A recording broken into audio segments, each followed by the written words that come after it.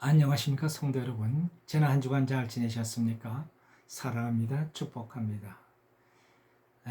오늘 말씀은 마가복음 5장 1절로 20절 말씀입니다. 좀 길지만 제가 봉독하겠습니다. 예수께서 바다 건너편 거라사인의 지방에 이르러 배에서 나오심에 곧 더러운 귀신 들린 사람이 무덤 사이에서 나와 예수를 만나다.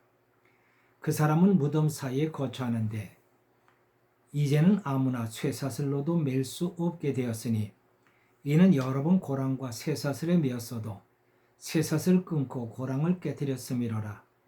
그리하여 아무도 저를 제어할 힘이 없는지라. 밤낮 무덤 사이에서나 산에서나 늘 소리를 지르며 돌로 제 몸을 상하고 있었더라. 그가 멀리서 예수를 보고 달려와 절하며 큰 소리로 부르짖어 가로되 지극히 높으신 하나님의 아들 예수여, 나와 당신과 무슨 상관이 있나이까? 원컨대 하나님 앞에 맹세하고 나를 괴롭게 마옵소서 하니, 이는 예수께서 이미 저에게 이르시기를 더러운 귀신아 그 사람에게서 나오라 하셨습니다. 이에 물으시되 네 이름이 무엇이냐? 가로되 내 이름은 군대니 우리가 많음인다 하고 자기를 이 지방에서 내어 보내지 마시기를 간절히 구하더니 마침 거기 돼지의 큰 떼가 산 곁에서 먹고 있는지라. 이에 간구하여 가로되 우리를 돼지에게로 보내어 들어가게 하소서 하니 허락하신데 더러운 귀신들이 나와서 돼지에게로 들어가니 거의 2,000마리나 되는 떼가 바다를 향하여 비탈로 내리더라. 바다에서 몰사하거늘 치던 자들이 도망하여 읍내와 촌에 공하니 사람들이 그 어떻게 된 것을 보러 와서 예수께 이르러 그 귀신 들렸던 자 곧 군대 집혔던 자가 옷을 입고 정신이 온전하여 앉은 것을 보고 두려워하더라. 이에 귀신 들렸던 자의 당한 것과 돼지의 일을 본 자들이 저에게 고하매 저희가 예수께 그 지경에서 떠나기를 간구하더라. 예수께서 배에 오르실 때에 귀신 들렸던 사람이 함께 있기를 간구하였으나 허락지 아니하시고 저에게 이르시되 집으로 돌아가 주께서 내게 어떻게 큰 일을 행하사 너를 불쌍히 여기신 것을 네 친속에게 고하라 하신대. 그가 가서 예수께서 자기에게 어떻게 큰 일을 행하신 것을 대가볼리에 전파하니 모든 사람이 기이 여기더라. 아멘. 자, 오늘 이런 본문은 거라사 지방에 귀신 들린 사람의 이야기입니다. 오늘 본문에서 우리는 세 종류의 사람을 볼 수 있게 됩니다. 첫째는 귀신 들린 사람, 그리고 둘째는 동네 사람들, 그리고 셋째는 온전하게 된 사람입니다. 자, 첫째로 귀신 들린 사람의 모습입니다. 오늘 성경에 나오는 사람의 모습을 보면은 무덤가에 살고 있었습니다. 그는 그리고 소리를 지르고 돌로 자기 몸을 상하게 하고 있었습니다. 참 사람 같지 않은 그런 모습이죠. 자, 이 사람을 보면은 귀신에게 잡힌 사람의 특징을 알 수 있게 됩니다. 이 사람이 어디에 거처하고 있었습니까? 무덤 사이입니다. 무덤은 어떤 곳입니까? 시체가 묻혀 있는 곳입니다. 사망의 냄새가 나는 곳이죠. 철학자 키르케고르는 절망은 죽음에 이르는 병이라고 했습니다. 절망하게 되면 죽음의 병에 걸립니다. 오늘날 우울증, 공황장애에 시달리는 사람들이 부지기수입니다. 영적으로 보면 귀신이 잡히는 것이죠. 일시적인 경우도 있고 오래된 경우도 있습니다. 절망은 미래에 대한 희망을 잃어버릴 때 생겨납니다. 성경이 우리에게 끊임없이 반복해서 가르치시는 말씀이 있습니다. 소망입니다. 하나님은 소망의 하나님이라는 것입니다. 하나님이 아브라함을 처음 찾아오셔서 주신 말씀이 무엇입니까? 내가 너로 큰 민족을 이루고 내게 복을 주어 네 이름을 창대케 하리니 너는 복의 근원이 될지라 하셨습니다. 그 당시 아브라함의 나이 75세입니다. 그리고 그 나이에 그는 아직 자식이 없었습니다. 그는 평범한 사람입니다. 그는 본래 갈대아 우르에서 살다가 아버지를 따라 가나안 땅으로 가던 중 하란에 머물러 있다가 아버지가 죽어서 외톨이가 된 사람입니다.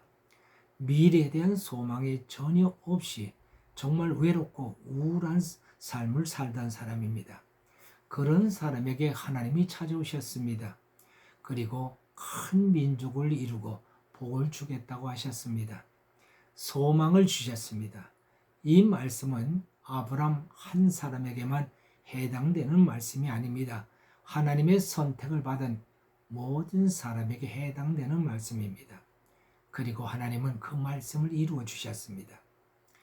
우리 그리스도인이 갖고 있는 믿음의 실체가 무엇입니까?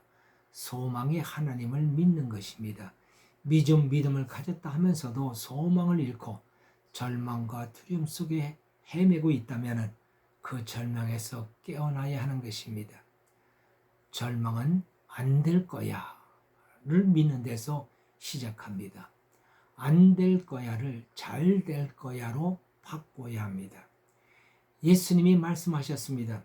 너희가 이 산이 들려 바다에 던지라 하고 그 말하는 것이 이룰 줄 믿고 마음에 의심하지 않으면 그대로 되리라. 또 너희 믿음대로 되리라 하셨습니다. 소망의 하나님을 믿으라는 것입니다. 그리하면 잘 될 거라는 말씀입니다. 잘 될 거야를 믿으면 하나님이 잘 되게 하십니다. 나는 항상 소망의 마음을 가지려고 애씁니다.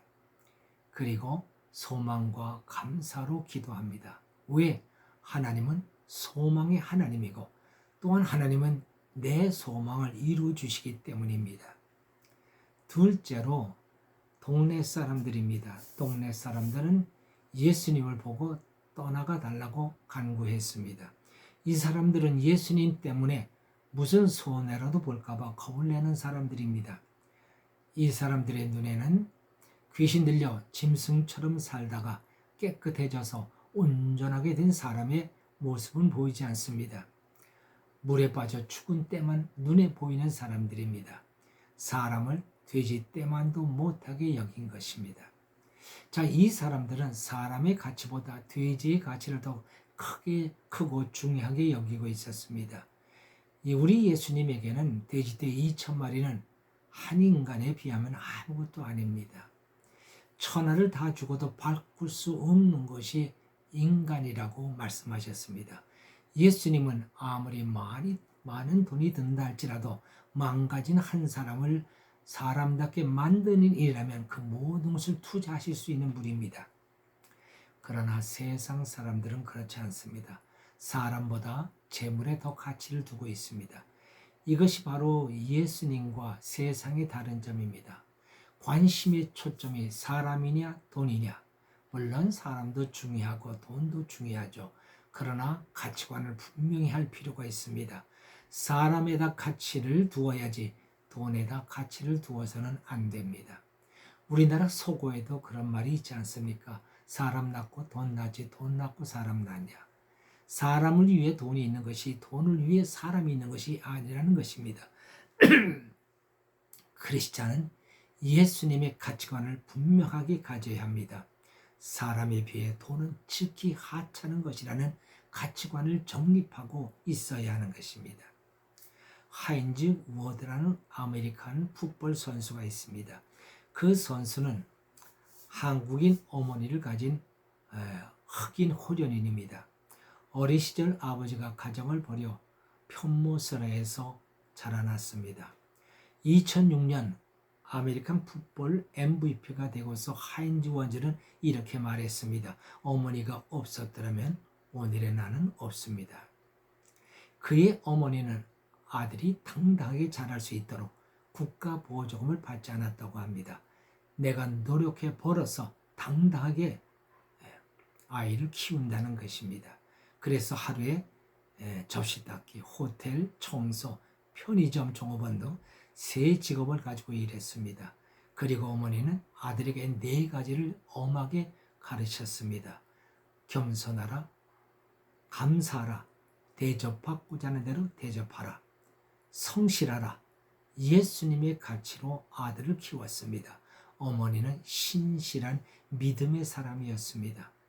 어머니는 아들을 돈으로 키우지 않았습니다. 욕심으로 키우지 않았습니다. 아주 엄하게 예수님의 가치대로 키웠다고 합니다. 여러분, 예수님의 가치로 키워 예수님의 가치로 살면 인간다워지는 것이요. 그리하면은 성공도 따라오게 되는 것입니다. 그녀는 사람의 가치를 재물에 비교하지 않았습니다. 설령 세상적인 성공, 재물이 없다한들 그것이 뭐 대단한 것입니까? 사람답게 사는 것이야말로 가장 아름답고 위대한 삶이라고 생각했습니다. 어머니 김경희 씨는 아들의 연봉이 60억이나 되는데 지금도 고등학교 식당에서 월급 1,000달러를 받고 일하고 있답니다. 그녀는 크리스찬의 가치를 가지고 사는 것을 가장 고상한 삶으로 알고 있습니다. 재물의 욕심 때문에 예수님의 가치를 거절한 거라사 사람들이 되어서는 안 됩니다. 사람보다 돈이 앞서면 안 됩니다.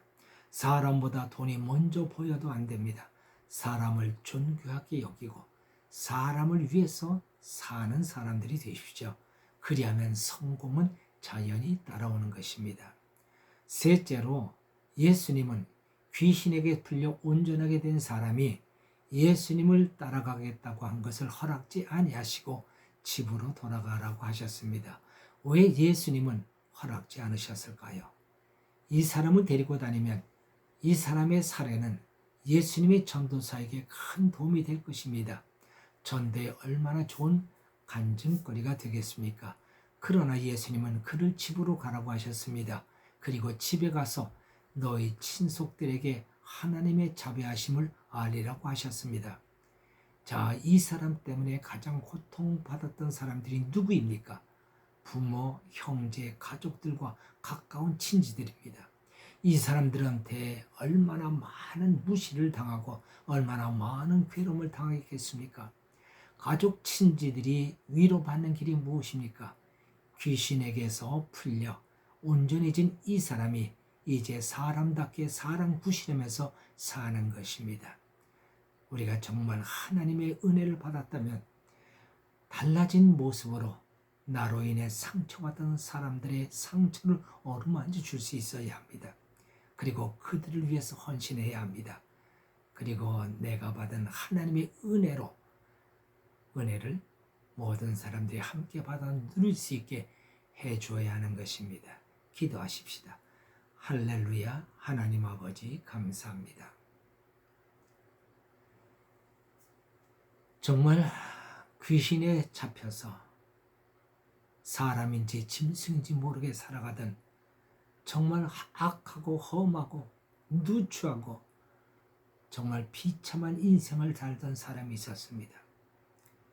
그러나 예수님께서 그를 고쳐주셨습니다. 그 속에 있던 귀신들을 쫓아내고 그를 온전케 해주셨습니다.